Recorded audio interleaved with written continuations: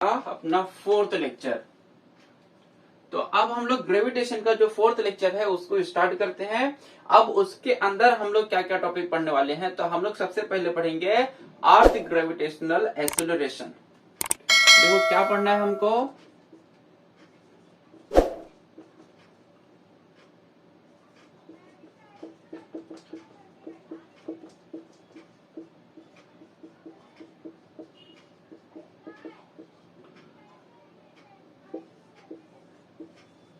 अर्थ gravitational acceleration, इसको हम लोग समझेंगे।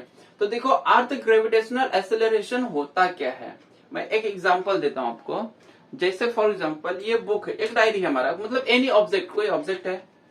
अब देखो मैं इसको होल्ड करके रखा हूं, अब मैंने क्या किया, इसको छोड़ दिया। तो जब मैं इसको छोड़ दिया तो क्या ऑब्जर्व किया तुमने, जब मैंने इसको छोड़ा, जैसे मैंने अपना फोर्स हटा लिया, उस डायरी को अर्थ ने अपनी तरफ खींच लिया। क्या किया, अर्थ ने उसको अपनी तरफ खींच लिया। तो अर्थ देखेंगे हम लोग एक फोर्स लगा रही है। क्या कर रही है, फोर्स लगा रही है। इसीलिए हम लोग बोलते हैं अर्थ ग्रेविटेशनल एक्सेलरेशन क्या होता है, मैं समझाता हूं। तो देखो अर्थ ने क्या किया, एक फोर्स लगाया। कौन सा फोर्स, ग्रेविटेशनल फोर्स हम लोग बोलेंगे। तो अर्थ क्या करता है, हर ऑब्जेक्ट के ऊपर एक फोर्स लगाता है। फोर्स लगाता है मीन्स उसको अपनी तरफ खींचता है। खींचता है, वो जो फोर्स लगाता है उस फोर्स को बोलते हैं हम लोग ग्रेविटेशनल फोर्स। अब जब वो ऑब्जेक्ट गिर रहा था जमीन पे, जैसे ये मार्कर है, जैसे देखो जब ये मार्कर ऊपर से मैं छोड़ूंगा और ये नीचे की तरफ आता है, तो ये बहुत हाइट से छोड़ूंगा, तो जैसे जैसे वो अर्थ के नजदीक पहुंचता है, उसके अंदर की जो उसकी स्पीड होती है वो बढ़ जाती है। क्या हो जाता है, वो स्पीड उसका बढ़ जाता है। तो हम लोग बोल सकते हैं जब ऑब्जेक्ट ऊपर से फॉल होता है या हम लोग छोड़ते हैं, तो जब वो नीचे पहुंचता है, नियर द अर्थ, जब अर्थ के नजदीक पहुंचता है, तो उसकी स्पीड बढ़ जाती है। और वो किस वजह से बढ़ जाती है, अर्थ क्या कर रहा है, ग्रेविटेशनल फोर्स लगा रहा है। जब स्पीड बढ़ गई तो हम लोग बोलेंगे वो क्या हो गया, एक्सेलरेट हो गया। क्या हो गया, वो एक्सेलरेट हो गया। जैसे तुम लोग कभी देखो बाइक चलाओगे और गाड़ी चलाओगे, फोर व्हीलर टू व्हीलर कोई भी, जब देखोगे उसमें जैसे तुम एक्सेलरेट करते हो तो क्या होती है, उसकी स्पीड बढ़ जाती है। तो वही होता है अर्थ ग्रेविटेशनल फोर्स। जब कोई ऑब्जेक्ट नियर द अर्थ पहुंचता है तो उसकी स्पीड बढ़ जाती है, तो हम लोग बोलते हैं उसका एक्सेलरेशन ज्यादा हो गया। और वो एक्सेलरेशन क्यों ज्यादा हो गया, तो वो अर्थ के ग्रेविटेशनल फोर्स की वजह से हो गया। अर्थ के फोर्स की वजह से क्या हो गया, वो ज्यादा हो गया स्पीड। तो हम लोग इसलिए बोलते हैं उसको अर्थ ग्रेविटेशनल एक्सेलरेशन। जो एक्सेलरेशन आया उस ऑब्जेक्ट के अंदर, जो स्पीड बढ़ी, वो किसके वजह से बढ़ी, अर्थ के वजह से बढ़ी। तो अब अगर हम लोग जो जो मैंने बताया उसी को अगर एक पॉइंट में लिखना रहे हमको, तो मैं क्या लिखूंगा उसको। तो अर्थ एक्सर्ट, अर्थ क्या करता है,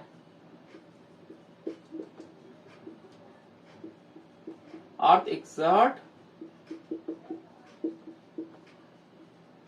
ग्रेविटेशनल फोर्स।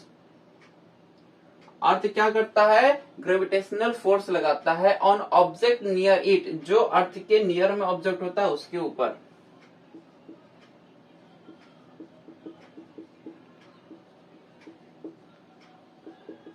नियर इट, अर्थ क्या करता है, उसका फोर्स लगाता है, जो ऑब्जेक्ट क्या होता है वो नियर होता है। अब एक और चीज याद रखने वाली बात है, जो अर्थ लगाता है फोर्स, वो हमेशा क्या होता है, इन डाउनवर्ड डायरेक्शन, मतलब towards the centre of the earth. तो earth exert gravitational force on any object in downward direction. ऐसा नहीं था कि जो मैंने डायरी फेंक ये लिया, अब इसको छोड़ दिया तो ये ऊपर चले गया, या मतलब वर्टिकल डायरेक्शन में चली गया, या ऐसा ये हॉरिजॉन्टल डायरेक्शन में चली गया, नहीं, ये डाउनवर्ड डायरेक्शन में जाएगा हमेशा। तो अब ये हमेशा डाउनवर्ड डायरेक्शन में जा रहा है, तो हम लोग बोल सकते हैं जब अर्थ exert gravitational force on object in downward direction, वो हमेशा किस डायरेक्शन में फोर्स लगाता है, डाउनवर्ड डायरेक्शन में। समझ में आया। अब देखो एक और एग्जांपल देता हूं। ये समझ लो एक कोई रोड है, इसके ऊपर एक फुटबॉल रखा हुआ है, एक कोई भी ऑब्जेक्ट रखा हुआ है, फुटबॉल रखा हुआ है, ये इसको टच रहेगा। अब इसके ऊपर ये फुटबॉल रखा हुआ है, यहां से क्या किया हमने, इसको किक मारा। किया कि अब देखो ये अभी स्टेशनरी है, रुका हुआ है। अब हम क्या कर रहे हैं, इसको किक मार रहे हैं, लात मारा इसको। जब इसको हमने लात मारा तब ये किस में आ गया, मोशन में आ जाएगा, ये उड़ेगा। मीन्स इसके अंदर क्या हो जाएगी, वेलोसिटी आ जाएगी, और जैसी वेलोसिटी आएगा तो ये भागेगा। तो जब ये वेलोसिटी आ गई इसको, तो किस वजह से आई वेलोसिटी, जब हमने इसको क्या किया, बाहर से फोर्स लगाया। तो याद रखो, जब हम लोग फोर्स लगाते हैं किसी भी ऑब्जेक्ट के ऊपर, तो उसके अंदर क्या आ जाता है, एक्सेलरेशन। तो हम लोग बोल सकते हैं force acting on a body result in acceleration. तो जब हमने इस पे लात मारा, किक मारा, तो मैंने क्या किया, फोर्स लगाया। अब यहाँ पे कौन सा लॉ लगेगा, ऑब्जेक्ट अगर स्टेशनरी है, यहाँ पे हमने इसको किक मारा तो F equal to M A. कौन सा law, Newton second law. Newton second law को F equal to M A. तो जब हमने मारा इसको, तो जब हमने फोर्स लगाया, क्या किया, इसको किक किया, फोर्स लगाया, तो ये इस डायरेक्शन में क्या हुआ, मूव हुआ। तो हम लोग बोल सकते हैं जब force acting on a body, जब किसी बॉडी के ऊपर फोर्स लगता है तो उसके अंदर क्या आता है, एक्सेलरेशन आता है। यहां तक समझ में आया। तो हम लोग force acting on a body result in its acceleration. तो ये न्यूटन के सेकेंड लॉ के ऊपर काम करता है। फोर्स लगा, इसका कुछ मास है, और उसकी वजह से क्या जाएगा, इसके अंदर एक्सेलरेशन आ जाएगा फोर्स की वजह से, तो ये मूव करने लगेगा। तो हम लोग बोलेंगे F equal to M A. हमने कितना फोर्स लगाया, मास इंटू एक्सेलरेशन हो जाएगा। न्यूटन का सेकेंड लॉ हो गया है। ये समझ में आया। अब देखो और चीजें मैं बताता हूँ इसके अंदर। तो हमने जो पॉइंट्स पढ़े थोड़ा नोट कर लेंगे, तो तुम लोग को याद, मतलब समझना आसान रहेगा। तो अगर मैं बोलूं F equal to M A, ये क्या था हमारा, न्यूटन सेकेंड लॉ, ये न्यूटन सेकेंड लॉ। अब अगर हम लोग तीसरा पॉइंट मैं इसके अंदर बताऊं, तो हम लोग क्या बोलेंगे, न्यूटन सेकेंड लॉ के हिसाब से क्या होता है, force acting on a body result in acceleration. Force acting on a body result in acceleration.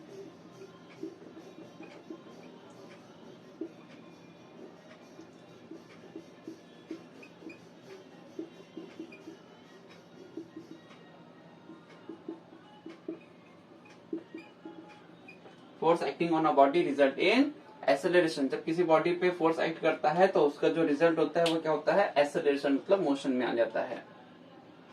अब जो फॉर्मूला होता है ग्रेविटी का, ग्रेविटेशनल फोर्स का, वो मैं समझाता हूँ क्या होता है, फिर मैं ये भी बताऊंगा कि वो फॉर्मूला आता कैसे है। जैसे जो ग्रेविटी का फॉर्मूला होता है वो G इक्वल टू क्या होता है, G equal to capital G capital M upon R का स्क्वायर। ये क्या होता है, ग्रेविटेशनल फोर्स का फॉर्मूला होता है। अब हम लोग इसको थोड़ा और समझाता हूं। तो जैसे मैंने ये मार्कर लिया, अब हमने इसको छोड़ा, तो देखो ये ऊपर से क्या हो रहा है, नीचे फॉल हो रहा है। फॉल हो रही है तो हमको इतना याद रखना, फोर्स लगा रही है, कौन लगा रही है, अर्थ लगा रही है फोर्स। कौन सा फोर्स लगा रही है, ग्रेविटेशनल फोर्स लगा रही है। जब ये ऊपर से नीचे फॉल होता है तो इसके अंदर क्या आया, एक्सेलरेशन आया ना, फोर्स लगा तो देखो ये मोशन हो गया, मोशन आ गया इसके अंदर।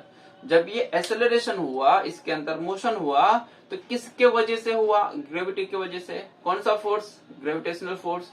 तो हम लोग बोल सकते हैं इस मार्कर के अंदर जो एक्सेलरेशन आया है वो किसके वजह से आया है, ग्रेविटी के वजह से आया है। तो हम लोग बोलते हैं एक्सेलरेशन ड्यू टू ग्रेविटी। क्या बोलते हैं हम लोग, इसके अंदर एक्सेलरेशन आया है किसके वजह से, ग्रेविटी की वजह से। तो उसी को हम लोग बोलते हैं एक्सेलरेशन ड्यू टू ग्रेविटी। अब मैं तुम लोग को ये प्रूफ करना बताऊंगा। क्या करना बताऊंगा, प्रूफ करना बताऊंगा। तो फॉर एग्जाम्पल चलो समझो, अब ये सारा मिटा देता हूं मैं और तुम लोग को समझाता हूं क्या आया, कैसे आया। ये मिटा देता हूं, नोट कर लेना। अब मैं यहाँ से डेरिवेशन बता देता हूँ, थोड़ा सा 4-5 लाइन का डेरिवेशन है। तो ये हम लोग एज्यूम करेंगे, जिससे हम लोग को प्रूफ करना है। तो हम लोग बोल सकते हैं ऑलरेडी क्या है, हम लोग एक अर्थ ले लेते हैं, समझा देता हूं मैं। ये अर्थ ले लिया हमने। अब इस अर्थ के ऊपर ये समझ लो तुम बैठे हो बेटा। ये क्या हो, तुम बैठे हो, खड़े हो, समझ लो बैठे हो, खड़े हो, कुछ भी है। अब जब तुम इस बॉडी के ऊपर, तो यहाँ पे देखो दो ऑब्जेक्ट हो गया, तो इसका कुछ तो मास है, ये अर्थ का, ये सेंटर है अर्थ का खुद का कुछ मास है, और तुम्हारे और अर्थ के बीच में जो डिस्टेंस है उसका वो सेंटर है, वो रेडियस रहेगा, आर रहेगा।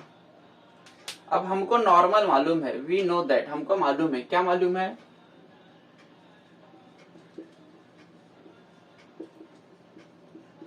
वी नो दैट, हमको क्या मालूम है, F is equal to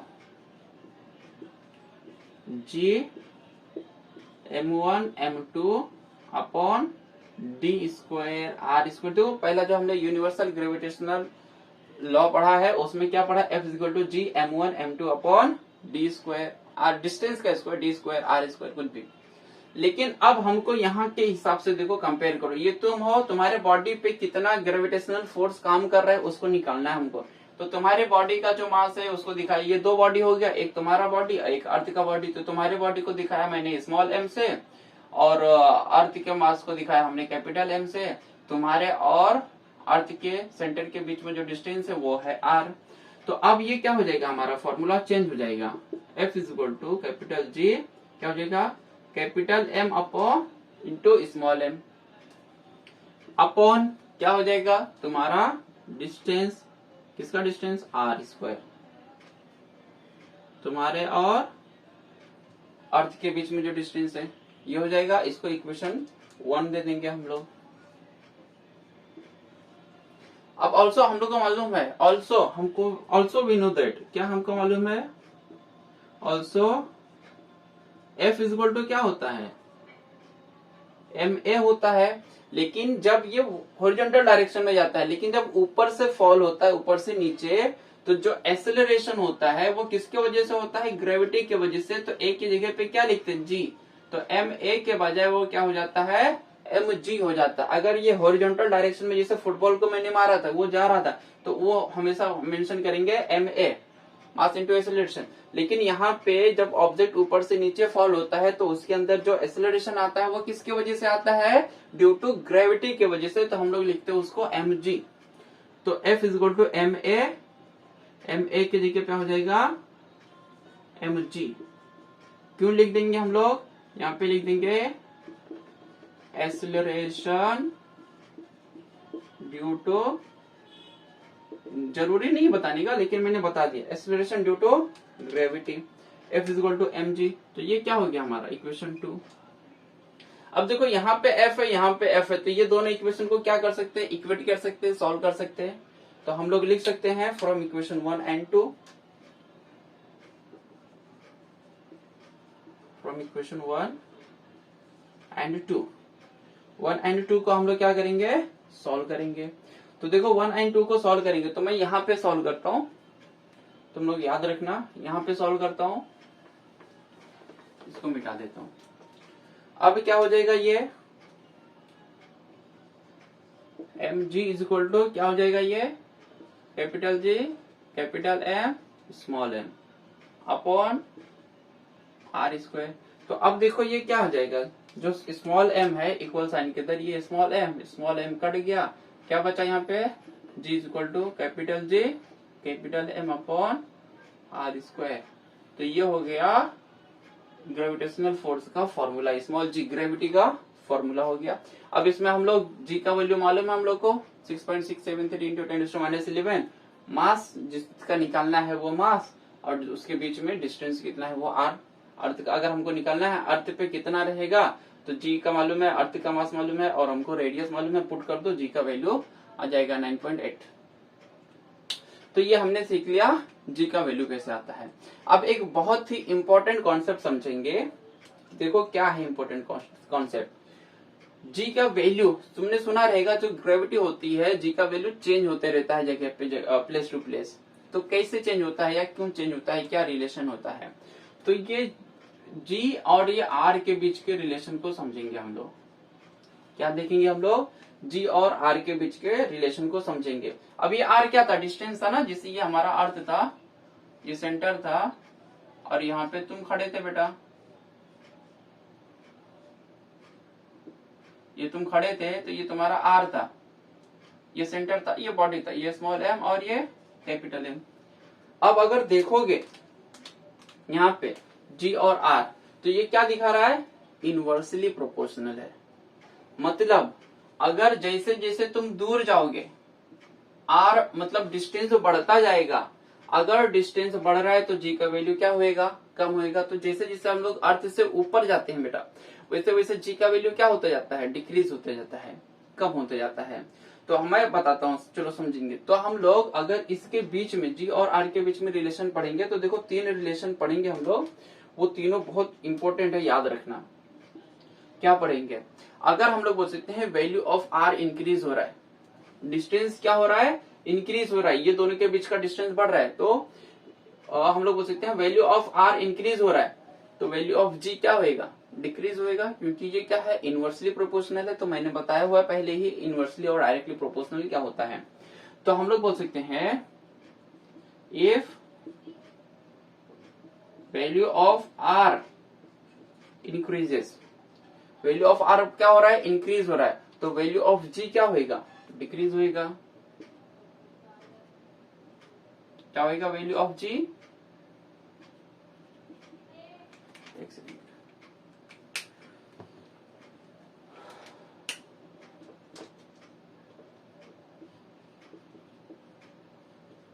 value of जी क्या होएगा, डिक्रीज होएगा। ये पहला केस पढ़ लिया हमने। अब दूसरा केस देखो, अगर वैल्यू ऑफ आर डिक्रीज हो रहा है, ये डिस्टेंस क्या हो रहा है और कम हो रहा है, तो जी का वैल्यू क्या होएगा, इंक्रीज होएगा।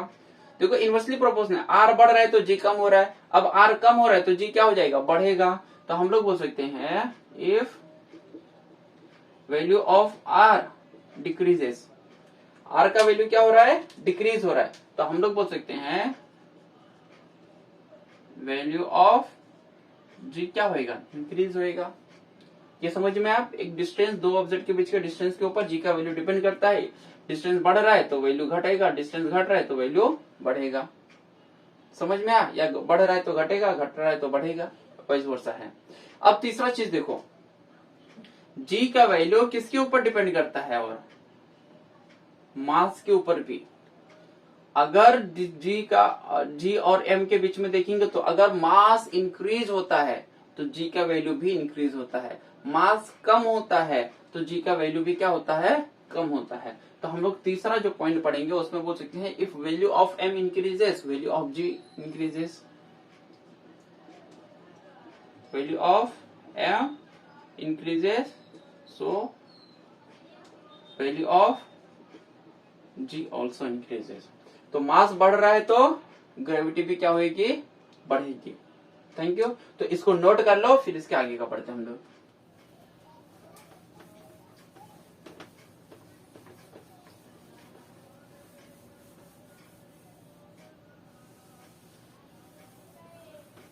चलो अब हमने नेक्स्ट टॉपिक पढ़ेंगे।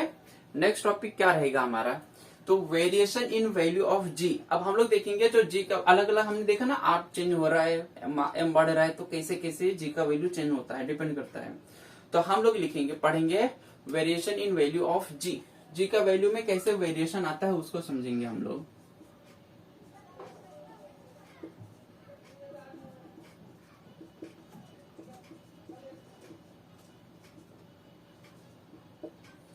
वेरिएशन इन वैल्यू ऑफ जी। अब जो वैल्यू ऑफ जी है उसमें 3 तरीके से वेरिएशन आता है। किसके वजह से वेरिएशन आता है, एक तो हम लोग बोल सकते हैं उसके शेप के वजह से, अर्थ के शेप के वजह से, फिर हम लोग बोल सकते हैं अल्टीट्यूड, जिसे हाइट पे जाते हैं तब, और एक जब हम लोग अर्थ के अंदर जाते हैं तब। तो 3 जगह पे वेरिएशन हमको दिखाई देता है। तो हम लोग लिखते हैं क्या क्या चीज रिस्पॉन्सिबल होता है। तो वेरिएशन इन जी हम लोग बोल सकते हैं ड्यू टू शेप, और बोल सकते हैं अल्टीट्यूड, और हम लोग बोल सकते हैं डेप्थ। तो ये 3 जगह पे हमको क्या होता है, वैल्यू चेंज दिखाई देता है। तो हम लोग एक एक करके उसको समझते हैं। तो अब देखेंगे पहला जो हमको पढ़ना है, change along the surface of the अर्थ, मतलब सरफेस पे कैसे चेंज होता है।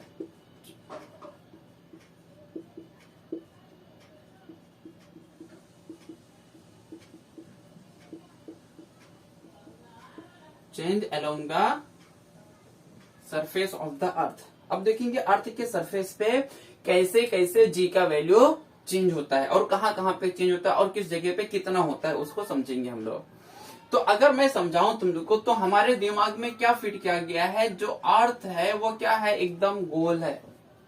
नहीं बेटा, अर्थ एकदम गोल नहीं होता है। अब ये समझ लो कोई गोल चीज है, अब उसको ऐसा प्रेस करो, कंप्रेस करो, तो जो शेप मिलेगा, तो हम लोग बोल सकते हैं ना, जैसे थोड़ा अंडे के आकार का एग शेप बोलते हैं। तो रियल में जो अर्थ का शेप होता है वो देखोगे तो एकदम गोल नहीं होता है बेटा, थोड़ा सा ऐसा प्रेस किया हुआ रहता है। मेरा प्रॉपर बन नहीं रहा है, लेकिन अर्थ ऐसा नहीं होता, ये अर्थ का शेप ऐसा होता है, थोड़ा सा ऐसा पचका हुआ। अब अगर देखेंगे सेंटर में ले लो, ये सेंटर हो गया। अब अगर ऑब्जर्व करोगे बेटा, तुम ध्यान देना, पहले ये समझ लो फिर समझाता हूं मैं। अगर यहां से यहां के बीच का डिस्टेंस देखोगे, रेडियस, तो क्या है, थोड़ा कम लग रहा है। और यहां से यहां के बीच का डिस्टेंस देखोगे, रेडियस, तो थोड़ा ज्यादा लग रहा है। समझ में आया। तो हम लोग बोलते हैं ना, ये जो ऐसा दब गया है, तो अर्थ के इसको हम लोग बोलते हैं पोल और इसको हम लोग बोलते हैं इक्वेटर। ये दो वर्ड याद रखना, ऊपर पोल और ऐसा जो जिस साइड से दबा हुआ है उसको पोल बोलते हैं, और जिस साइड बल्ज हो गया है, निकल गया है थोड़ा, देखो ऐसा, इसको ऐसा कॉम्प्रेस किया, बलून लो, ऐसा बलून को थोड़ा कॉम्प्रेस किया, तो देखो साइड में बल्ज हो गया है, तो इसको बोलते हैं हम लोग इक्वेटर और इसको बोलते हैं हम लोग पोल। अब जैसा हमने बोला कि रेडियस के हिसाब से जी का वैल्यू चेंज होते रहता है। अब अगर देखोगे formula G is equal to capital G M upon R. अब अगर जाहिर सी बात है, यहां से यहां आर का वैल्यू क्या रहेगा, यहां पे समझ लो तुम खड़े हो, तो तुम्हारे और सेंटर के बीच का जो डिस्टेंस रहेगा वो क्या रहेगा, कम रहेगा। तो जब डिस्टेंस डिक्रीज होएगा तो जी का वैल्यू क्या होएगा, इंक्रीज होएगा।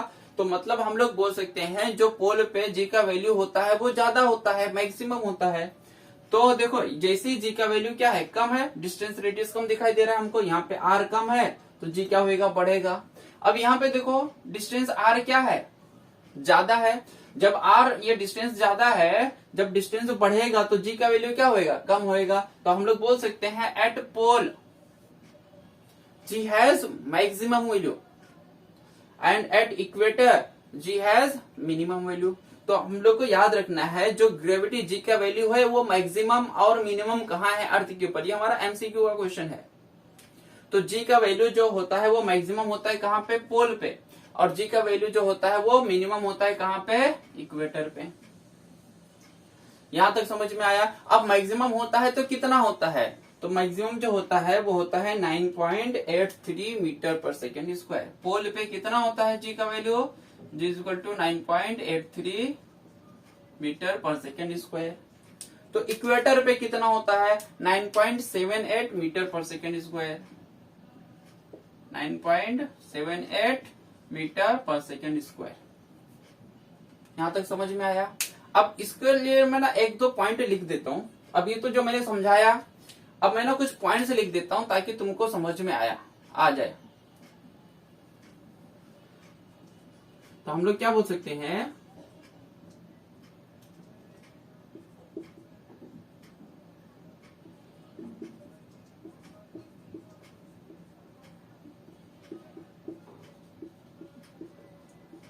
अर्थ बल्जेस एट इक्वेटर। अर्थ क्या होता है, बल्ज होता है, मतलब निकला हुआ रहता है थोड़ा बाहर की तरफ, किस पे, इक्वेटर पे। एंड फ्लैटर एट पोल, और पोल के साइड पे क्या होता है, थोड़ा फ्लैट होता है। एंड एट पोल पे क्या होता है, फ्लैटर होता है। तो इसीलिए हम लोग क्या बोल सकते हैं, जो रेडियस होता है वो क्या होता है, लार्ज होता है, बड़ा होता है, लार्जेस्ट बोल सकते हैं हम लोग, largest at equator and smallest at पोल।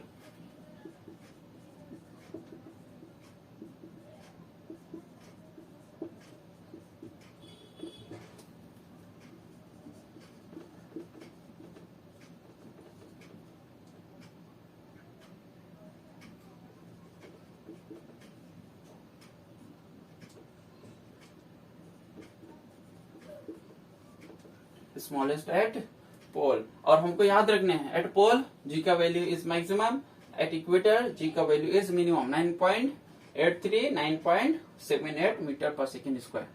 तो ये हमने समझा change along the surface of the earth, earth के सरफेस के हिसाब से भी जी का वैल्यू चेंज होता है। अब जो दूसरा हम लोग पढ़ेंगे, इसको नोट कर लो, जो दूसरा पढ़ेंगे वो हम लोग पढ़ेंगे चेंज विथ हाइट। अब देखेंगे हाइट के हिसाब से कैसे जी का वैल्यू चेंज होता है, नोट कर लो इसको।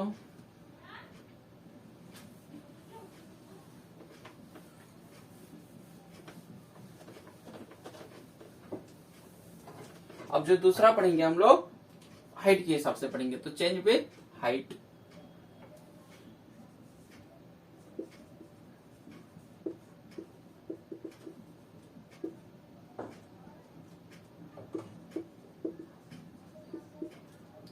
अब जी का वैल्यू हाइट के हिसाब से कैसे चेंज होता है उसको समझते हैं। तो ये मैंने बना दिया अर्थ, ये हमारा अर्थ है। तो हमको मालूम है on the surface of the earth G का वैल्यू कितना होता है। तो मैं अगर लिखते जाऊं यहां पे,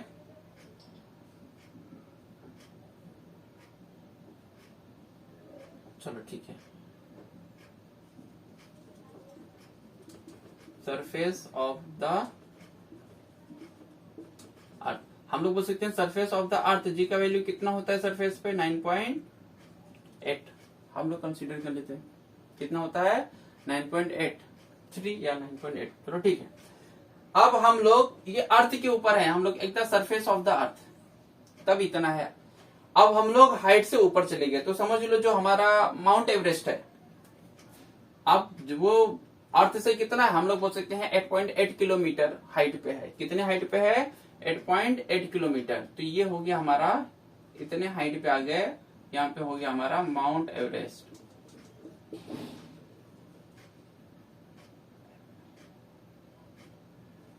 माउंट एवरेस्ट अब कितने हाइट पे आ गए 8.8 किलोमीटर पे आ गए। जब हम लोग माउंट एवरेस्ट पे, ये अर्थ के सरफेस पे थे, तो हमारा था जी का वैल्यू 9.8। अब हम लोग आ गए हैं माउंट एवरेस्ट पे, जमीन से कितने हाइट पे, इतने।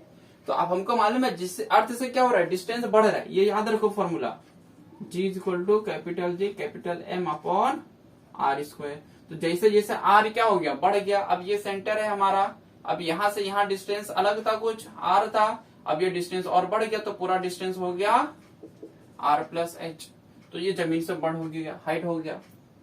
तो अब इसका जो वैल्यू रहेगा, हम लोग बोल सकते हैं एट माउंट एवरेस्ट,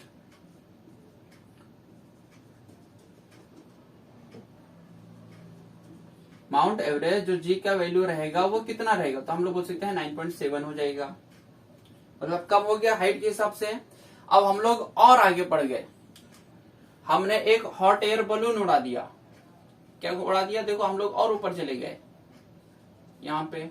अब यहाँ पे हो गया हॉट एयर बलून में बैठ के तुम चले गए।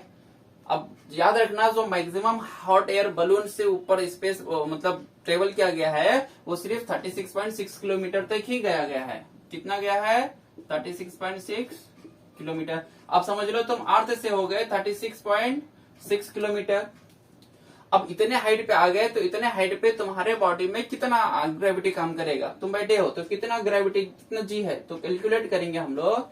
तो हम लोग बोल सकते हैं at high in hot air balloon, जब हम लोग हाइट पे यहाँ पे पहुंच गए, तो जो जी का वैल्यू रहेगा, जी का वैल्यू रहेगा वो हो जाएगा हम लोग बोल सकते हैं 9.7 हो जाएगा। अब यहाँ पे कितना था 9.8, और यहाँ पे पहुंचे तो हमने माउंट एवरेस्ट पे, तो जी का वैल्यू कितना हो गया 9.7 हो गया। अब और आगे बढ़ोगे तो हो जाएगा हम लोग बोल सकते हैं क्या हो जाएगा 8.7 किलोमीटर हो जाएगा। तो 9.7 से अब अगर देखोगे तो 9.8, 9.77, अब फिर उसके बाद जो देखोगे वो 8.7 आ जाएगा। तो हम लोग बोल सकते हैं ये जो 9.8 है और जो 9.8, 9.7, अब वो सीधा 9.7 से कितना आ जाएगा 8.7। तो यहाँ पे देखोगे तो सीधा इस जो आ गया जी का वैल्यू वो 8.7 हो गया। अब इसके और ऊपर जाओगे, कितने ऊपर जाओगे, और ऊपर जाओगे, जहां पे हमारा सैटेलाइट होता है, हम लोग बोल सकते हैं सैटेलाइट होता है, तो वहां पे जी का वैल्यू और कम। अब एकदम जो मैक्सिमम तक हम लोग चले जाएंगे, कहां तक चलेंगे, कितने किलोमीटर तक, तो 35,700 किलोमीटर तक चले गए। 35,700 किलोमीटर पे चले गए अगर हमने, तो यहाँ पे जो जी का वैल्यू रहेगा, जमीन से देखो इतनी हाइट पे आ गए, तो जी का वैल्यू रहेगा वो और कम होते जाएगा। तो यहाँ पे अगर हम लोग देखोगे तो 0.225 मीटर पर सेकंड, सब मीटर पर सेकंड स्क्वायर होता है जी का वैल्यू। तो इतने हाइट तक आ जाएंगे हम लोग। यहां तक समझ में आया?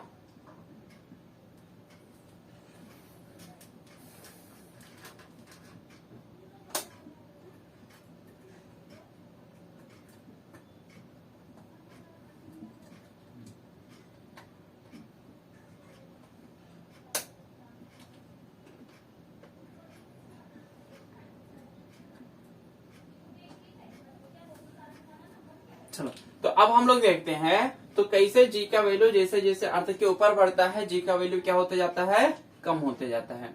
ये हमने समझ में आया चेंज विथ हाइट, ये हाइट के हिसाब से कैसे कैसे जी का वैल्यू चेंज होता है। अब जो हम लोग लास्ट पढ़ने वाले हैं चेंज विथ डेप्थ, समझेंगे उसको, थोड़ा सा पेशेंस रखो। अब जो हमारा लास्ट है सबसे, अब चेंज विथ डेप्थ, कैसे डेप्थ के हिसाब से चेंज होता है।